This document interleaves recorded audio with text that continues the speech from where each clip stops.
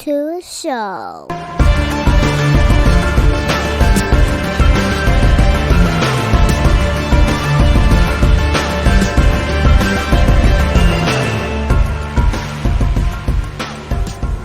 What's going on, everybody? Welcome back to another episode of Off the Mats podcast. It is me, your host, Dante, and this week's guest is a new guest.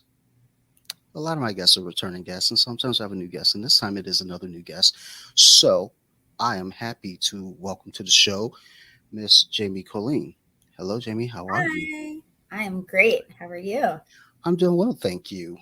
Thanks for doing this. We had to reschedule I think one time before. I think I actually was trying to pick a date, and without you knowing, I rescheduled before I messaged you. Smooth. The secret's out. So having Jamie on as my guest, a big part of this is she's a fighter, and she punches people, and I don't know if you all have seen it. Snoop Dogg was doubting her on her arm bar that she did finish and win the fight with. So, you know, I knew. Listen, I knew how to do it. I proved him wrong. I was listening to it. It's like she don't know what she's doing. I was like, dude, you're sitting by the side, and I don't know that you know what you're doing. Like, she's in there. Listen, I couldn't, I know it was strictly for entertainment purposes. I thought it was hilarious. He's a great guy. I got a formal apology from him after the fact, and I never took any of it personally. I just think it's funny though. I think Snoop is America's uncle. He's Uncle Snoop. Uncle Snoop, yes. So, just jumping right into it. Yeah. What got you into fighting? Oh man. So I'll backtrack a little bit. I've been as an athlete my whole life, highly competitive gymnast most of my childhood, and just sports all through junior high and high school. But there came a point like around middle school when I wanted to just be, more social with my friends. And so I kind of like took a step back from gymnastics. But anyway, yeah, after high school, I didn't really have a clear direction, but I ended up going to my friend's kickboxing class, just kind of out of moral support. I had no idea this was anything I was ever into. It was like a kickboxing class. And I realized that day, I'm like, this is it. I love this, and I'm going to see how far I can take it. But at that time, that was around, 2004, 2005, I started. I went to the kickboxing class, and then that's when I discovered, like, this is my new love. And I just, and during that time, women in MMA was kind of non-existent. You had some female fighters in Strikeforce, and it was kind of, starting to sort of surface a little bit. But we had Gina Carano was sort of the one I looked up to back in that day. And so, just sort of, I didn't really have like a clear direction. I just knew it was something I wanted to do. And it just sort of became like a really long, amazing journey from there. I just dedicated more than half my life to it. So I loved it. I always feel like when I speak to any guests and say, hey, even with jiu-jitsu, it's like, so what got you into jiu-jitsu, MMA? Kickboxing is always, kickboxing is a gateway drug. Yeah, I was going to say, it's the gateway, 100%. Because I feel like people who like kickboxing, I think is the most common, like either boxing or kickboxing. And I first started competing in boxing. Then I was competing on the regional circuit for kickboxing. But I find that once people get into like kickboxing, it's like, okay, what else is there? And then they start sort of, delving more into martial arts and, finding all of the fun stuff like jiu-jitsu and MMA and stuff. So when you were doing kickboxing, did you have anyone giving you pushback or like kind of, I guess during that time though, like you said, women's MMA especially wasn't real. It was emerging, but it wasn't mainstream yet. but people still run their mouths and talk trash. Were there anyone saying, "Oh, you're doing kickboxing? Why don't you come down here and do some Krav Maga or do some of this Brazilian Jiu-Jitsu, this pajama judo?"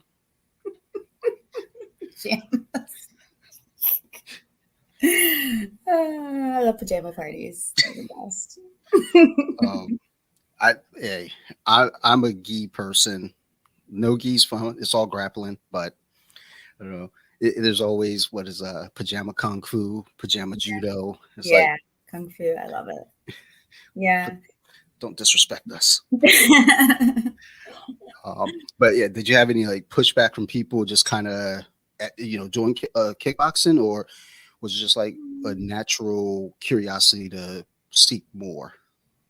It was just a natural curiosity. And I think my training partners, the people I had training, that I was on the mats with, seeing them sort of, the males anyway, they're like, oh, like, MMA, and they're training. I was just like, man, I like that. Cause I really, from my background in gymnastics, I love moving my body, first of all. So then when I'm seeing people rolling on the mats and they're doing like all these like really cool moves, I'm like, I want to do that too. And then I can, compete in that. And so that really drove me to want to try other things. And then once I realized I could put it all together and, and make it my own thing and compete in that, that was awesome. So I was really happy. Yeah. With being an athlete and just being competitive for you, going through kickboxing and then just having that natural curiosity moving through martial arts. What was the first thing that you got out there and competed in? Was it, a jiu-jitsu tournament, or did you just jump in and do some amateur fights in the cage? Yeah, so I did this boxing tournament in actually Myrtle Beach, where I was living at the time in South Carolina. And so that's sort of like where I got my first taste in like combat sports. Competing anyway. And then I just sort of shifted to kickboxing. So I was like on the amateur regional circuit with that. And then around that time, I wanted to move back to, so I'm originally from West Virginia, but most of my family lives in Ohio now. So at that time, I wanted to move back to Ohio to be closer with my family. And then during that time was when I transitioned to MMA and found an MMA gym in Cincinnati and just kind of like took off from there. I had one amateur fight and then, and then kind of went pro when I moved to PA, which was in 2013. Like, had one amateur fight and was like, you know what? These girls don't want to see me. Send me up. Put me in, coach. Yeah, I know, right? I'm ready. Yeah. So, yeah. And when you got into just, for your amateur fight, when you got in there for the first time, how did you feel? Were you overly nervous? Were you just kind of like cool and relaxed and ready to go? Yeah, I was pretty cool and relaxed. I don't know. I always get this sense of calmness over me before a fight. I mean, obviously there's those feelings of, a little bit of adrenaline's going and, your body's like, all right, we're about to go.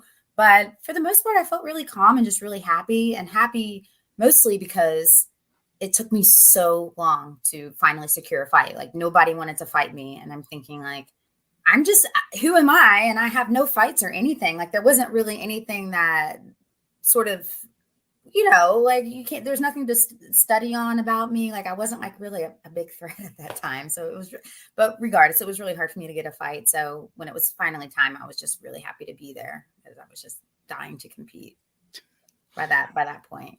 Yeah. Maybe that was it. They're like, there's no film to study on this lady. I don't know what to do. I don't want to fight her. That could be scary. Look at her. What do you do behind the scenes? What's happening? Yeah. Like she's so unassuming. If she wants to fight, I don't want to fight her. And when you got in there, you got your first win. Mm-hmm. Wait, how'd that feel for you? Great. I was, in my happy place. I felt fine. I mean, I go into any fight expecting to win. It's just kind of, I like to, it's all like a mindset thing, but yeah, I expected to win. I believed in myself and I went out there and did me. I didn't really think too much about what her game plan was and what she was going to do. I thought more about like what I had planned to do and executed the plan. And yeah, it was good. I felt really happy. I was proud of myself, and I was just hungry for more after that. That was my next question. Was like, Yeah. were you like after that win? Were you like, all right, let's do it again Yeah. tomorrow? Like, oh, we're doing this. Now we're really doing this. Yeah, that's how I felt. And when you went on Dana White's Contender Series, Mm-hmm. that's what it's called.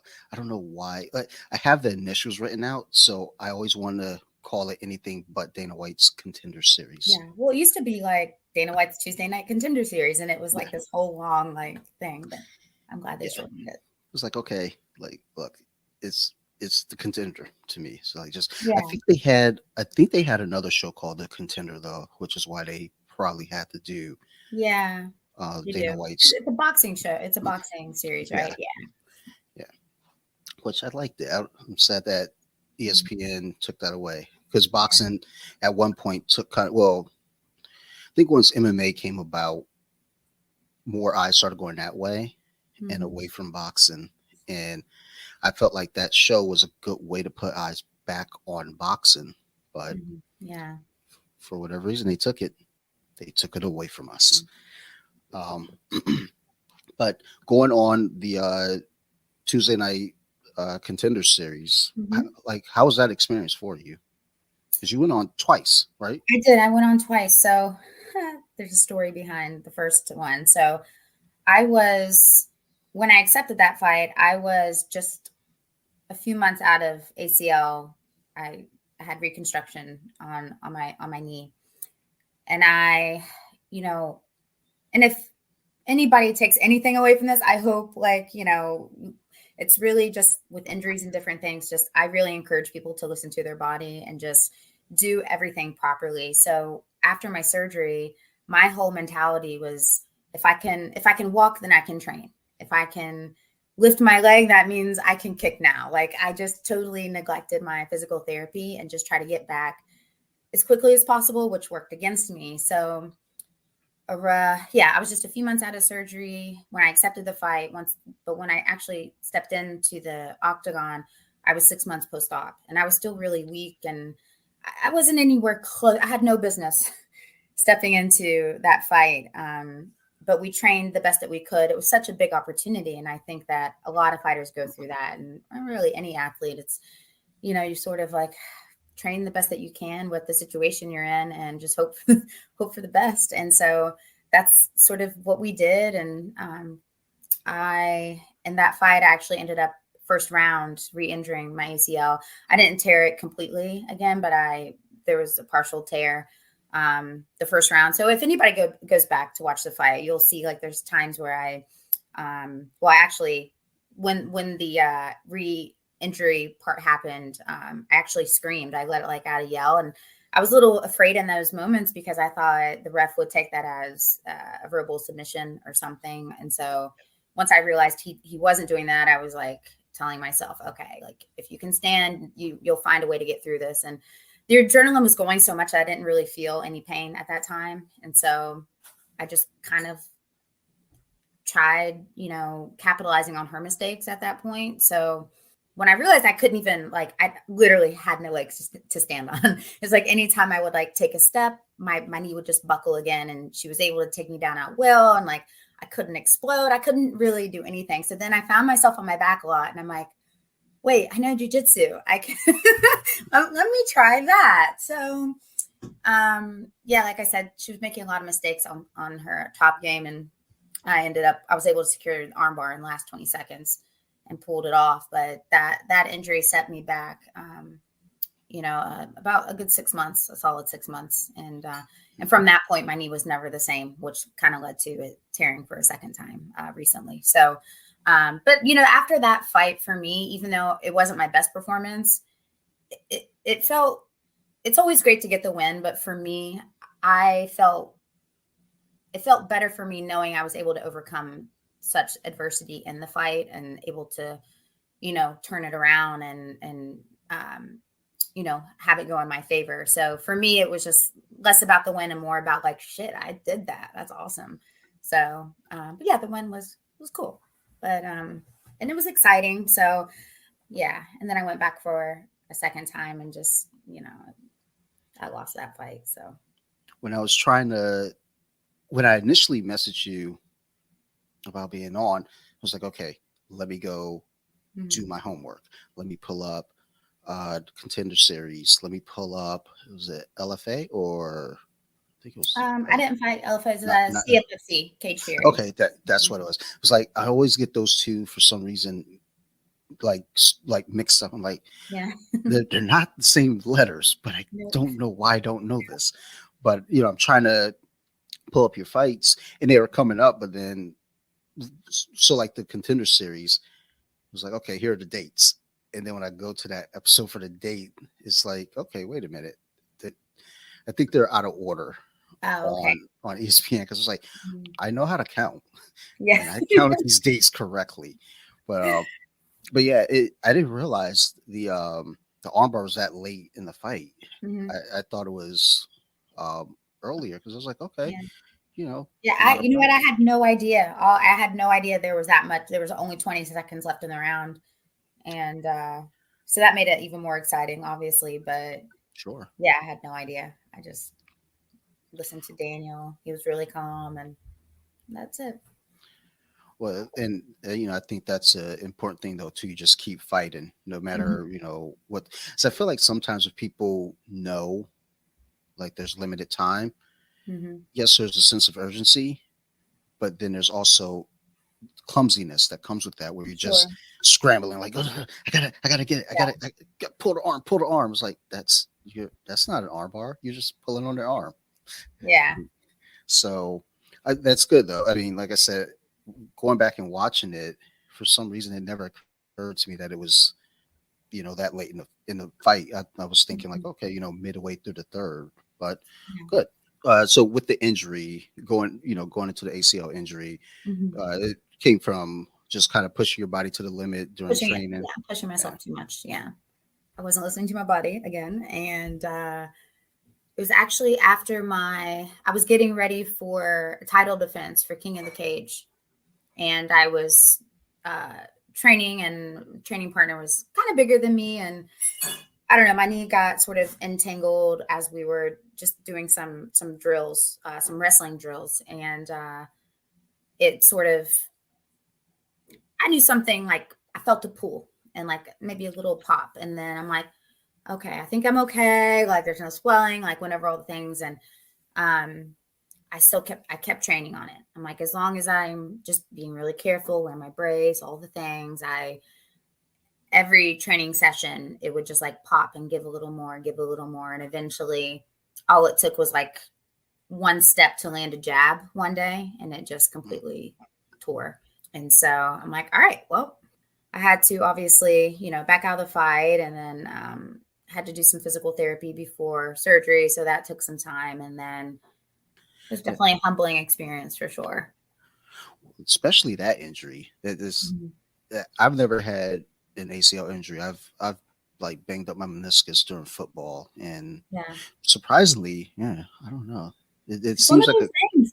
Yeah. I mean, it's one of those things because, I mean, if you train, you're an athlete, fight, whatever the case may be, it's like we're used to that, right? We're used to pushing ourselves through through injuries and different things. But I tell you, with the big ones like the ACL and stuff, it just, you can't push even if you tried. Do you know what I mean? It's like your body yeah, just won't allow you. And you like, it kind of sucks because then it starts wearing on you mentally. Because like mentally you're sharp, like you're ready to go, you feel good, but then your body just won't, it's not ready yet. And it sucks. Yeah. I we were playing backyard football years after we should have stopped playing backyard football, Mhm. and a friend of mine, he tore his ACL. He's a big dude. Like he was the kind of guy when we were all in high school. We're scrawny kids, and this dude was nothing but muscle. He looked like for dinner he would eat raw meat with gunpowder sprinkled on it. Like he was just made of muscles. Hey, His I thought eyelids. O'Leary did that. I honestly, I feel like there are a lot of fighters now. It seem like I'm pretty sure that's your diet. Yeah. Just raw meat and gunpowder. Like muscles, like in places you shouldn't have muscles, I like know, your right? your earlobes just flapping Um, but he was running, Mhm. took a cut, and he did the the thing is like didn't listen to his body. He Mhm. kept playing on it, and he played very well on it. And I think sometimes there's a well, at least for us seeing that because we didn't know at the time. He just thought, oh, it's sprain, Mhm. whatever.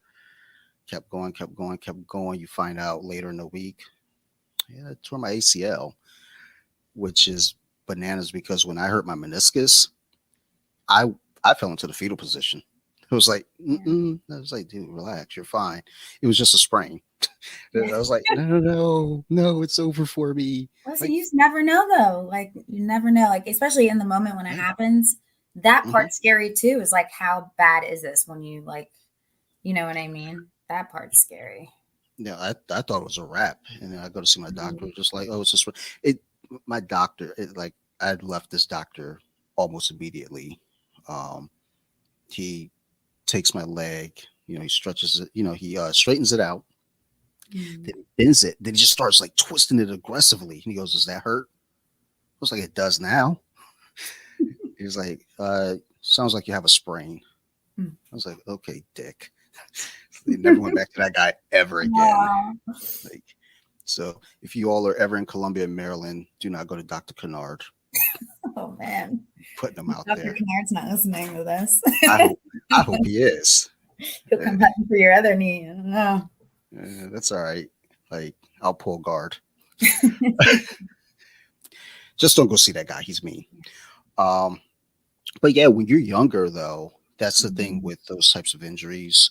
You you're younger. You're just thinking, okay, I should bounce back because that's always kind of the ideal when you're young. You're gonna heal a little faster. You're Sure. stronger. The bounce back's a lot easier. Like now, I did something to my neck on Friday. I couldn't turn left Oh, for 2 days. And I'm like, just man. pinch nerves. As we get old, yeah, I do. I get. It's got to be age, but no matter Mhm. how much I stretch and do everything right, I always pinch a nerve in my neck, and it just yeah. And I'm like you. I'm stuck. I can't like turn. Like I can't barely. I can barely drive. It's terrible. But yeah, it's. I think like you said, you weren't listening to your body, but I think when we're Yeah. all younger, we don't. We just we're invincible. Yeah. But we're Uh, not. yeah, we're invincible until we realize, huh? Maybe I can't fly. Like, Yeah. um, but yeah, as far as your injuries go, has that been like your only like major injury, or have you been Um. relatively safe for the most part? Well, I toured again 3 years later. And that brings us to last spring. So I was getting ready. It was actually a really big fight for me in Cage Fury and best shape of my life. Like I was like mind and body, like everything was all in sync. I was ready to go. And I tweaked my knee, the same knee. Because like, remember I said it was never the same after I Yeah. re-injured it in the fight. I didn't need surgery, but it required a lot of physical therapy. But yeah, it was just never the same. So I'm training for this fight, and I tweaked it a little bit on the wall. We were doing like wall work, and I just like pivoted, but my knee kind of like didn't follow suit. And yeah, so I was like, all right, again, it was almost like the same exact scenario as last time. I was just trying to be careful with it, doing more physical therapy with my strength coach, and um, same thing happened. We were doing striking drills, and I just took a little baby step, and it tore. However, this time when it tore, my knee was locked in place, and so I was I couldn't walk, so I couldn't bear weight on it, nothing, and it was so painful. So I called my doctor for an emergency visit, and he's taking a look at it. He's like, okay, he's like, from what I can tell, because your knee's locked in place, he described it as a bucket handle tear. So when your meniscus tears, sometimes it can flip up, causing your knee to be locked in place when it gets caught in the knee joint. So he was like, listen, all I have to do is go in, scope it out. I've seen my athletes come back, in 3 weeks from this procedure. He's like, if this is all it is, you can still fight. I'm like, thank God. That was like music to my ears because I was a mess. And so, but obviously we had to get the MRI to confirm exactly what was wrong. So once we got the MRI, I realized it was both my meniscus and my ACL was just completely torn. And so, yeah. But the good thing is I could go straight into surgery straight away because I was unable to do physical therapy, and which was good. So I got in early for surgery, and from that I vowed to do everything by the book that time. I was like, I cannot go through this one more time, and so I did everything perfectly by the book. Just married to PT, and I learned a lot through PT, which I really loved my physical therapist a lot because we both had that same mentality as like, okay, we want to get you back as quickly as possible, but we have to do it in the smartest way. He was like, so even on the days when you feel like you can do more, he's like, don't, because then it's going to push you back. It's like this very weird, like, thing where it's like, even though I know I can go sprint down the street, then let's not do that because do I want to go back, 2 weeks ago? No, I do not. So anyway, yeah, I just did everything by the book, did everything perfect, and just like stayed the course. And I got back pretty quickly to training. I pretty much stayed.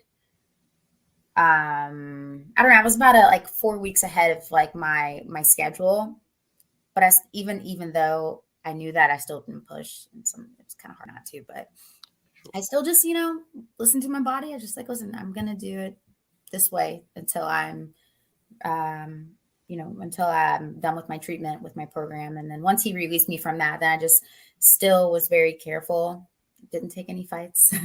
And just it's all about just getting stronger. Like from that point, I was like, all right, it's time to build. And now I know my knee's good. Let's build and get myself back plus more. So, but it's good. I mean, it's a long journey. And, but through that, it was just like, life happening and, I haven't fought.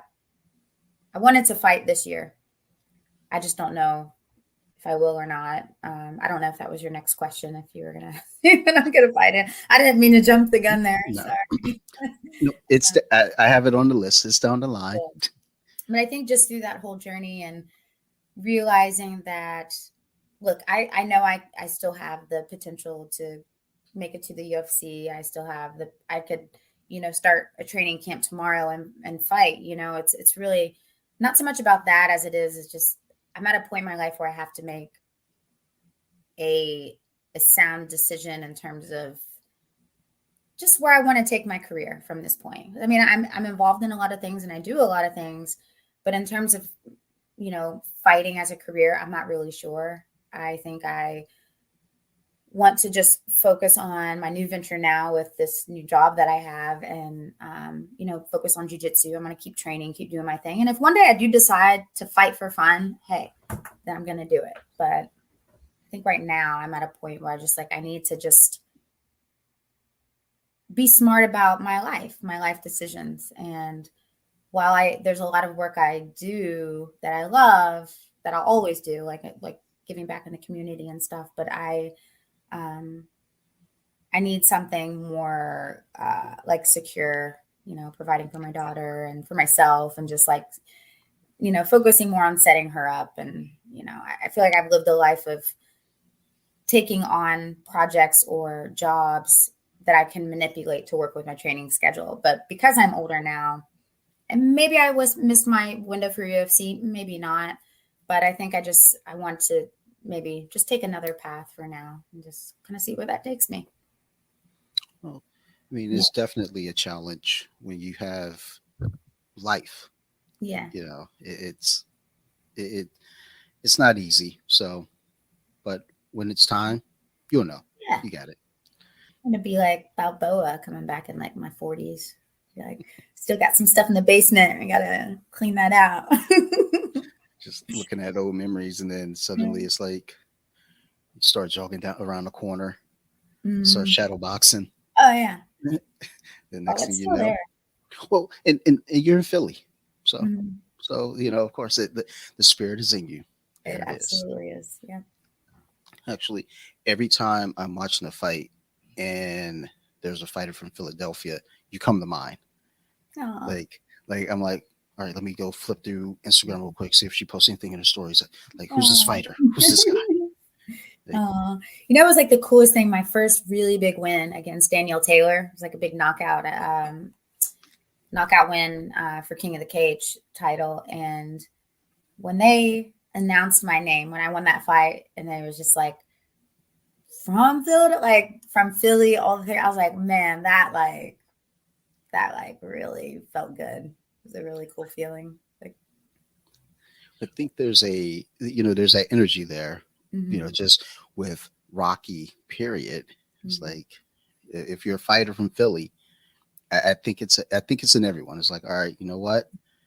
At least once, run Yeah. up the stairs, play the music in the background.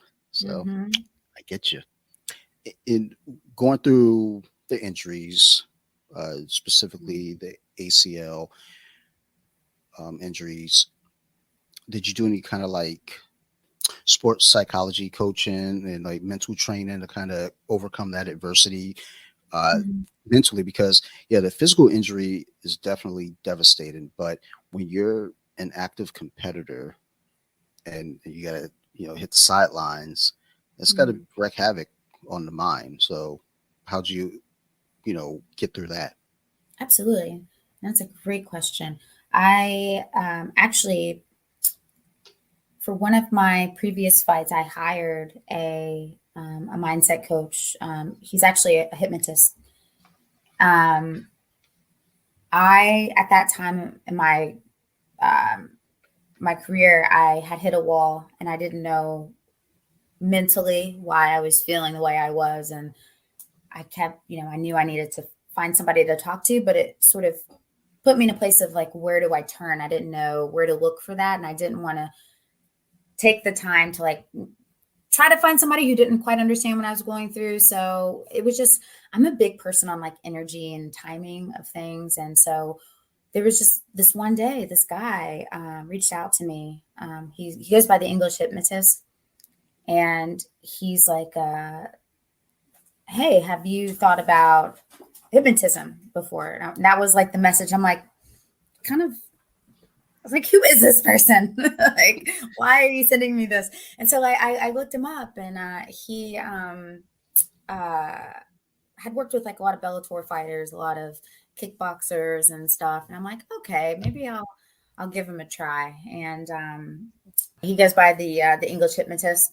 And for whatever reason, like I reached out to him, I messaged him back, and I was like, well, actually, nothing to lose at this point. So yeah, I messaged him back, and I'm like, yeah, possibly. So we jumped on a call that day, and then we just connected right out the gate. And I felt really good about him and who he was and his experience, because he was a kickboxer as well. And so I was like, he gets it. Let me give him a chance. And I hired him for that training camp, and I learned so much from him, and a lot of things that I was able to use in other areas of my life. Like it all just kind of like poured over into the next thing, and like really just helped me to first figure out why I was having that mental block, and how to remove it, and then just to maintain that mindset throughout. So I try to I continue to like implement those tools and things that I learned from him even these years later, and I try to pass it along to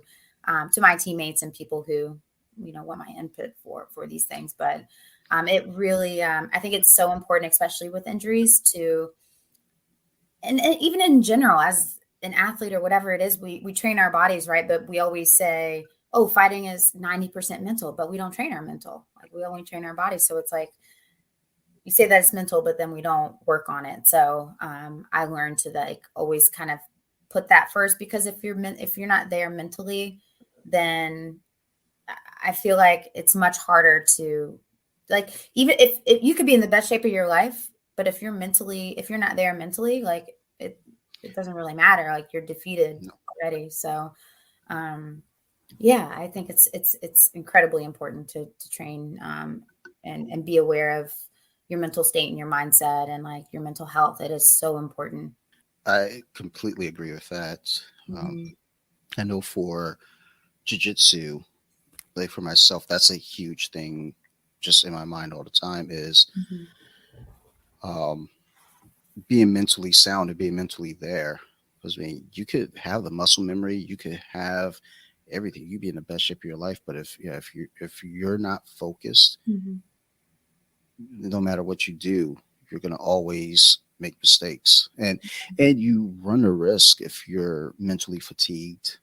You Yeah. run a huge risk of injury.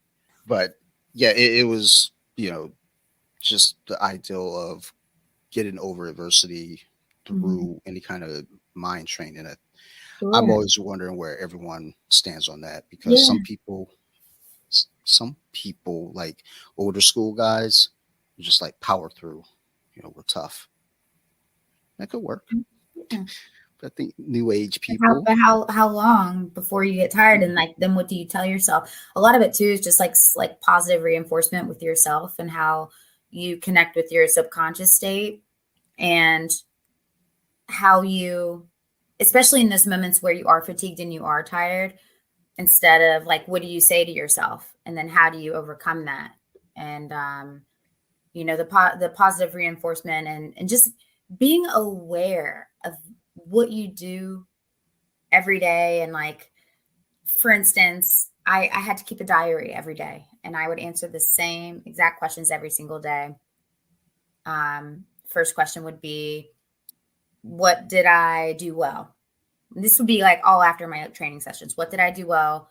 The second, what mistakes did I make? And the third one is, how can I correct them, and when will I do that? And so at first, and then you send your entries to him, and he sort of rephrases different things, like where there might be something negative that you say, you don't even realize it. It's just like I would answer the first question like, oh, my footwork was great today, but then I did 50 other things wrong. And then I'm like, and then he would send it back to me, reword it, and it would just be that part. Today my footwork was great. I slip punches. And then but it's really just all about acknowledging your mistakes without being negative about it, and then being able to fix it. And I found that transitioned really well to when I was actually training, and being aware of that, and kind of like, because I used to get really frustrated in training, and like to the point where go like run off the mats crying, and then that in of itself became a battle of fighting back, and then having to like reset, then get back on the mats, and then have to think about my correcting myself. So it was like this whole crazy cycle I was in, and I think a lot of people experience that. But yeah, it got to the point where I was just like, I slipped to the wrong side and I got hit. And I'm like, okay. Then you say to yourself, don't slip that way again. Like, do this instead. Like, pivot off. Like, and then you start, I don't know, you just get like this really cool vibe with yourself, and you're not so hard on yourself anymore, which is really freaking awesome. But yeah, it just kind of evolved into like this whole, I was like a whole different person. And when I really realized how different I was when my coaches noticed it. And I remember Daniel, and it probably had been a while before, like, because he's used to me running off the mats and crying, like, and he would always tell me, like, frustration is your worst enemy. You have to stop doing this to yourself.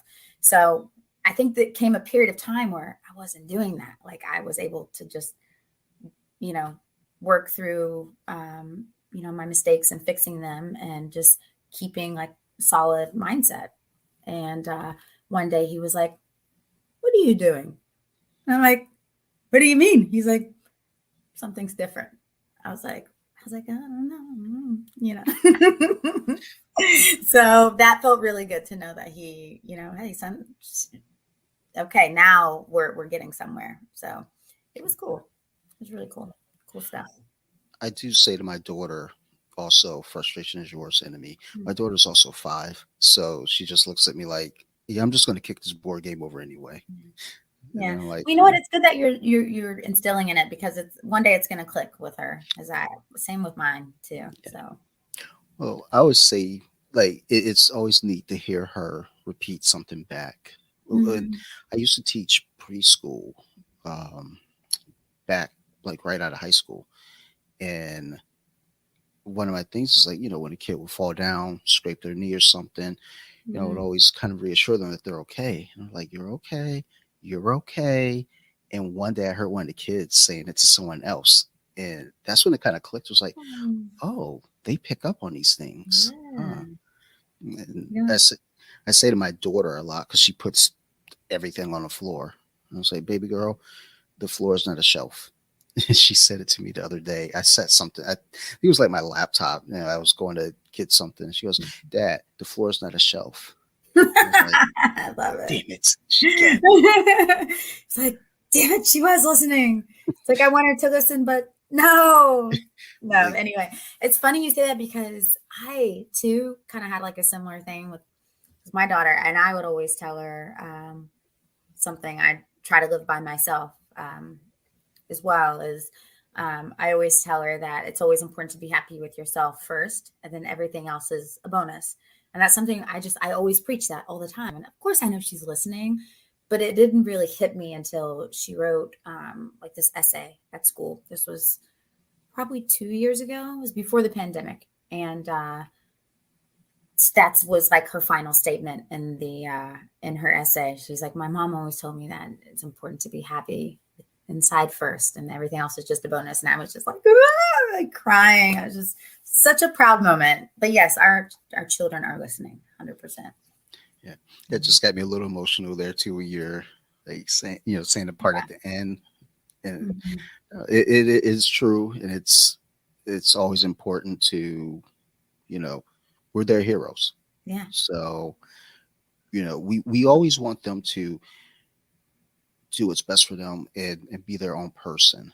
Yeah. But part of 100%. that is, they take bits and pieces from us. Like, my grandparents raised me, and I remember watching my grandfather cook Mhm. and the way that he handles the kitchen.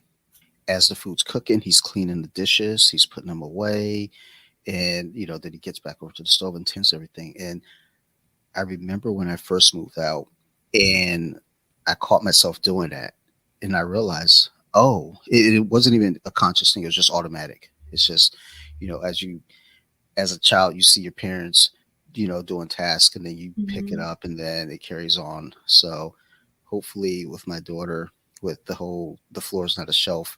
Yeah. Hopefully, I step on fewer Legos now Right. and action figures. Because we know she's listening, so there's no excuse, And young lady. but then also when Hear I us. picked up from my grandma when she would go into my room and clean it when I wasn't home. Mhm. Anything on the floor goes in the trash. Oh, So, like, I didn't do it, but I said it to my daughter once. I was like, well, okay, I'm going to clean if you know it's what's on the funny? floor. That works with adults too. 'Cause at our gym, for the longest time, people would just leave stuff behind. Now Daniel just started throwing everything away, and then every day, not if you leave anything, it's going in the trash. So Yeah. then, of course, people are like, okay, let me make sure I have all my stuff, and it's yeah, it works. I, I make sure to everything goes back in my gym bag. I Mhm. got some superhero themed socks uh, 2 Christmases ago, and my favorite pair was the Black Widow pair. And I went to jujitsu that night, and I was certain I put them in my gym bag, Mhm. and they're gone. And I was so distraught, and I was like, "Dude, you've been doing this like you've been doing so well for so long, and you lost like the one pair of socks that you love." So now I'm just like I'm still kind of distraught. Every time I look at my sock drawer, Aw. I keep looking. I'm like, maybe they're in the back. They're not. They're gone. So I guess kind of in wrapping up, one thing that I realized as I'm looking here at my notes, because I Mhm. have again the Dana White Contender Series in the initials, and I realized why I kept messing up because I kept looking at it, thinking it was Dancing with the Stars. Mm. So, It can kind of look like that when it's abbreviated. Yeah. because I keep looking over, it's like if you take away that C, it's just Dancing with the Stars. Now, if with that being the case, if ABC reaches out and says, Right. "Hey, Jamie, we need you," Oh, right. Oh, like like you're down to be on Dance with the Stars. They give you the call. down. I am down. All Yeah. right. And 3 songs that you get to pick 3 songs that you're gonna dance to. Off the top of your head, go. My playlist, my music selection is just so like all over the place. I love country music. So a fun song for me to dance, I think, would be like Shake It For Me by Luke Bryan. I like maybe like Girl on Fire. That's kind of like, I dance to that every day. So All right, one three more. songs.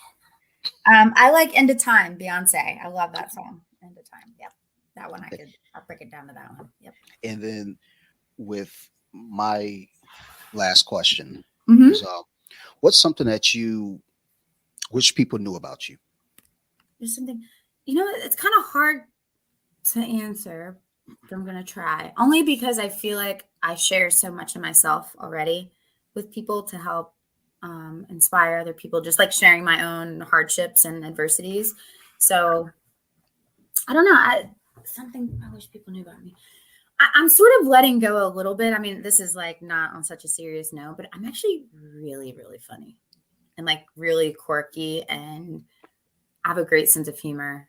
I'm just kind of a weirdo. I think I'm getting a little better at it. Like TikTok is helping me come out of my shell and that way more. But I feel like I've just held on to that. Like my family knows how silly and weird I am. But yeah, I wish more people knew how funny I actually am. Well, I've always felt like, even though like when I follow your posts are very like,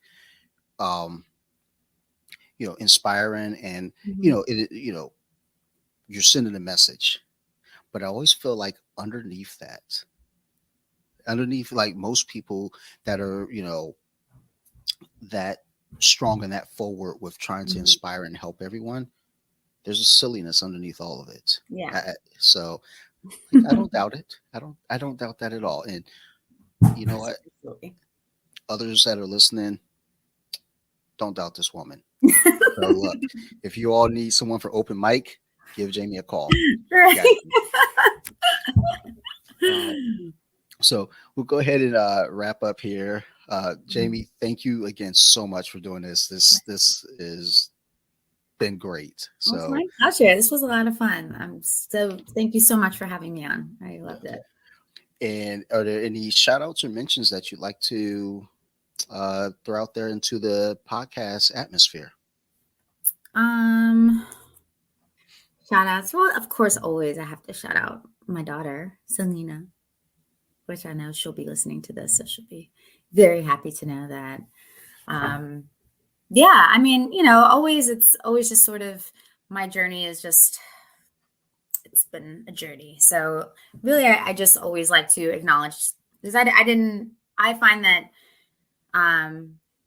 a lot of what makes me who I am are, the people I surround myself with. And so I just, anybody that's been part of my journey and who loves and cares about me and, supports me, everybody that supports me and all my fans and my followers, like that, it means a lot to me, because the part of me that gives back and what I do, like with, raising awareness for domestic abuse and as an advocate and just as a fighter in general, I think like it really helps to know that I am making an impact, but I don't really do it for recognition either. So it's kind of like when it does get recognized, it's like, wow, like that really, I did help somebody just by sharing my own. And that really means a lot to me. And it's, yeah, it really, it's very heartwarming for sure. And I did have notes. I want to go further into that, but I was like, you know what? Let's first test the waters here. Let's be silly. Let's have fun. Sure. And then if you want to come back on at a later date, I don't know when, because I just don't. I don't know what I don't know what I'm doing tomorrow. I don't either, but we'll make it work. Right, we'll make it work. But I would love to come back on for sure. And big part of my work now is that. So I would absolutely love to come share more about that and what I'm doing there. So awesome. We'll work that out down the line. And I'll again appreciate this, and I will appreciate having you back on. So thank you so much. Well, thank you for all you do and for our community, and just it's awesome. I love what you do. Thank you. It's always weird here, and that's like, right. It's weird, but it's awesome to know that you're Listen, you're impacting. It's awesome. You're making an impact. So it's Well, good. good. Glad. I'm glad that, people just want everyone to like just be cool to each Yeah. other, Mm-hmm. just be friendly. But thank you also to all my listeners, all the fans out there that tune into the podcast. I do greatly appreciate all the support from everyone. If you ever have any questions, concerns, feedback, always reach out to me. I'm an open book. I Mm-hmm. can be reached at bjj.wiki or Off the Mats Podcast, both on Instagram uh, or even email. I don't really get a lot of emails other than scammers, but I do have an email. It's offthematch2020 at Gmail. So that's probably why the scammers know my email address now. I just realized that. Like, damn. It's like Uh, you don't even have to try. You just gave it to us. yeah, next thing, like next episode, they'll get my social. Like, you can always Right. reach me at this social security number too. Like, what? And my address in case. Here's Okay. my birthday. Like, here's a photocopy of my Hey, birth happy certificate. birthday. Thank you very much. Oh my goodness, I forgot. I forgot it was my That's what I'm birthday. here for. Um, but yes, thank you everyone for all the support. We do appreciate it. And I just want to real quick do a quick shout out and mention of a good friend in the jiu-jitsu community, specifically within the Instagram circuit. My good friend Tony, also known as Jits Bitch on Instagram. Uh, we've got a GoFundMe rolling for right now, and you know, she can use all the help she can get. So, check the couch cushions, check under the car seat, whatever you got. Every little bit helps. If you all don't mind going out there and helping out, just bitch. There's a link in my bio in my link tree, very top of the page. So GoFundMe for just bitch. So, if you all haven't done it, uh, go help a good person out. She's done so much for the community in this same vein, where she's out there hustling for other people, posting their GoFundmes and setting them up as well. So she's in a tough spot, and I feel like for all that she's done for the community, I think we could stand to help her out a little bit as well. So big shout out to Tony over there at Jits Bitch. Also shout out to Eric and Allie over at Armbar Attic. I've been shouting them out a lot lately because I believe in them. So go check their website out, armbaraddict.com, and also their Instagram and TikTok. They got some funny videos, and they sell some awesome rash guards and t-shirts. I got a few of them. So go check them out. Also, big shout out to Columbus Club. That's my other podcast. I think we review beers. I don't know. Last night we were just arguing. So it's just two friends, 30 years, talking trash. And if that's what you're into, go check us out. And last but not least, go check out my final and newest podcast. So you like horror?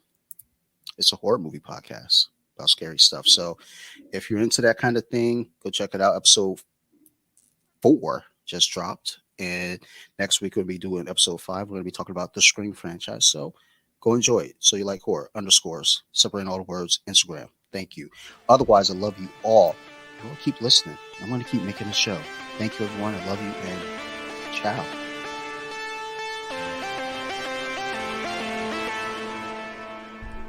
Deep with it. Now let me sing a song.